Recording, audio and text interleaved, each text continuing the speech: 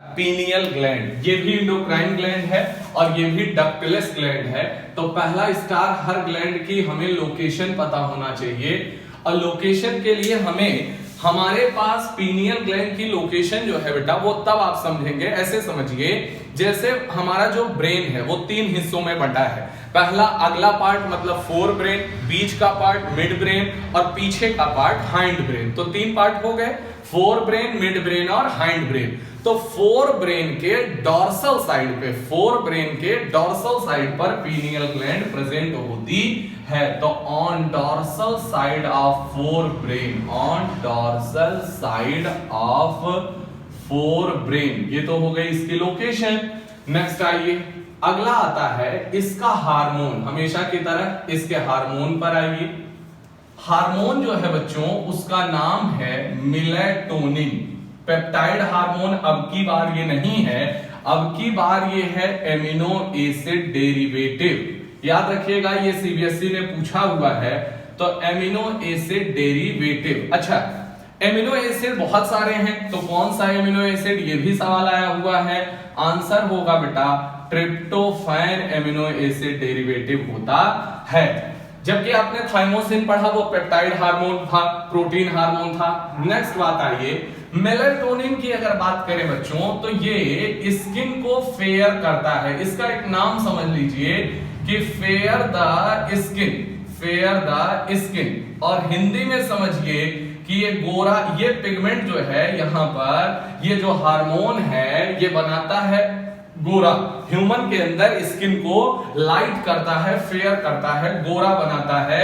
याद रखने के लिए आप रख लीजिए कि फेयर एंड लवली बोल सकते हैं आप इसको। क्या बोलेंगे? फेयर एंड लवली है, गोरा बनाता है मेलेटोनिन। और खास बात ये है कि ये जस्ट अपोजिट काम करता है, मतलब एंटागोनिस्टिक होता है to melanin, to melanin. Melanin के एंटागोनिस्टिक होता है। मिलेनिन कौन रिलीज करता है? मिलेनिन बोले तो MSH, और इसे क्या अभी के लिए याद रखिए पिट्यूटरी से ये रिलीज होता है। और मेलानिन जस्ट इसका उल्टा होता है, ये जो है स्किन को डार्क करता है, डार्क द स्किन, मतलब ये काला बनाता है। याद रखने के लिए रखिए चेरी ब्लॉसम। तो आप बताएं, 2 हार्मोन मैंने आपको यहां बताए, एक तो मैंने बताया लोकेशन, क्लियर है सबको? ओके। हार्मोन का नाम सबको क्लियर है, एमिनो एसिड डेरिवेटिव है और इसका काम है स्किन को गोरा बनाना, मतलब फेयर एंड लवली। याद रखिए मेलेटोनिन को। एक और हार्मोन है बेटा मेलानिन, जो MSH पिट्यूटरी से रिलीज होता है, जो स्किन को काला बनाता है। तो आप बताओ, जो एक तो फेयर कर रहा है, एक डार्क कर रहा है, ये गोरा बना रहा है, ये काला बना रहा है, इसका नाम फेयर एंड लवली, इसका नाम चेरी ब्लॉसम। तो आप बताओ, ये दोनों आपस में अपोजिट काम कर रहे हैं और अपोजिट काम करने वाले को क्या बोलते हैं? एंटागोनिस्टिक बोला जाता है। तो अगर ये क्षमता है तो ये मेलेटोनिन जो है बेटा ये स्किन को फेयर अप कर सकता है। और हम लोगों के अंदर ये पीनियल ग्लैंड जो है वो हम लोगों के अंदर उतनी ज्यादा एक्टिव होती नहीं है, लेकिन फिर भी कुछ काम को ये अफेक्ट करती है। अब हम लोकेशन हो गई, हार्मोन हो गया, एंटागोनिस्टिक बता दिया। नेक्स्ट है इसका काम।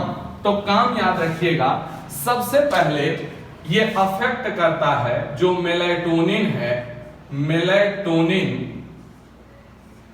अफेक्ट्स हम लोगों के अंदर तो गोरा बनाता है, लेकिन ये पिगमेंटेशन में भी काम आता है। जो गोरा बनाना क्या है? पिगमेंटेशन का ही तो कार्य है भाई, पिगमेंटेशन ही तो है।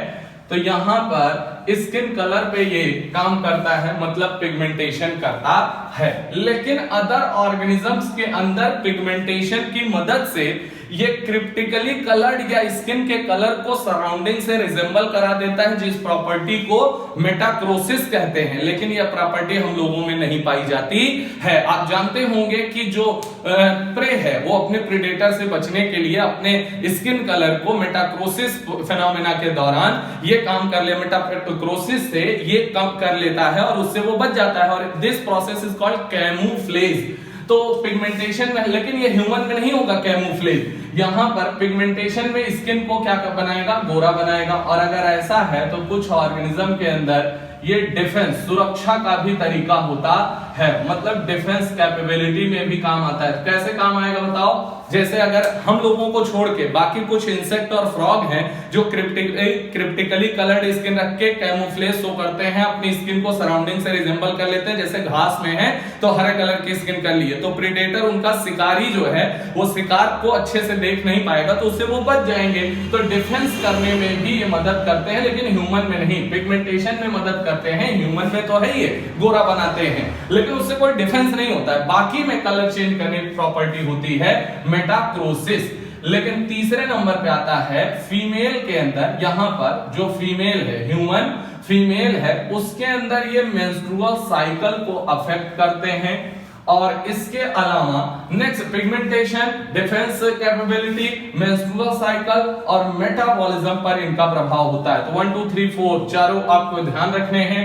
दूसरी बात ये है कि इसका एक काम और है, maintain the 24 hour diurnal rhythm. यहां पर मेंटेन ये क्या करता है?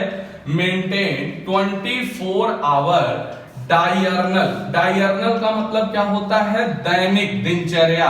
यहां पर दैनिक रिदम, तो यहां पर बोलेंगे दैनिक रिदम को, जो डेली आप काम करते हैं, जैसे उठना और सोना, और स्लीप एंड वेक साइकिल, मतलब मेंटेन 24 आवर डायर्नल रिदम। जैसे यहां पर maintenance of sleep wake cycle, sleep wake cycle को मेंटेन करना। इसके अलावा जैसे स्लीप वेक साइकिल बोले तो बायोलॉजिकल क्लॉक बोल दीजिए। क्या बोलेंगे? Biological clock. पूरा का पूरा जो भी दैनिक दिनचर्या है वो दैनिक दिनचर्या, डायर्नल रिदम और बायोलॉजिकल क्लॉक, ये सब पूरा का पूरा उठना और सोना इस साइकिल को, और बॉडी टेम्परेचर को भी मेंटेन करता है। बॉडी टेम्परेचर को भी ये मेंटेन करता है। स्लीप वेक साइकिल को मेंटेन करेगा, बॉडी टेम्परेचर को मेंटेन करेगा। 24 आवर डायर्नल का मतलब डेली का जो काम है उसके लिए आपको अलर्ट करेगा, ये अलार्म होगा, बायोलॉजिकल क्लॉक को मेंटेन करेगा।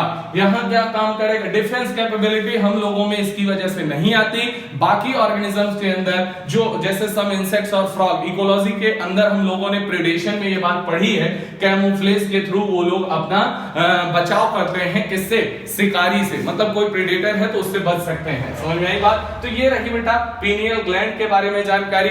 नेक्स्ट ग्लैंड के साथ हम लोग मिलेंगे नेक्स्ट वीडियो में। तो ये इसके नोट्स भी बनाइए और इसको पढ़ते भी रहिए। ये पूरा टॉपिक आपको ऐसे ही कवर कराया जाएगा। Okay, God bless you, thank you.